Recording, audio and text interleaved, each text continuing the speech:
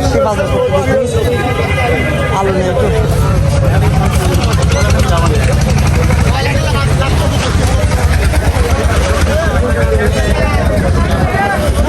আলু ফলো আমাদের দোকান তো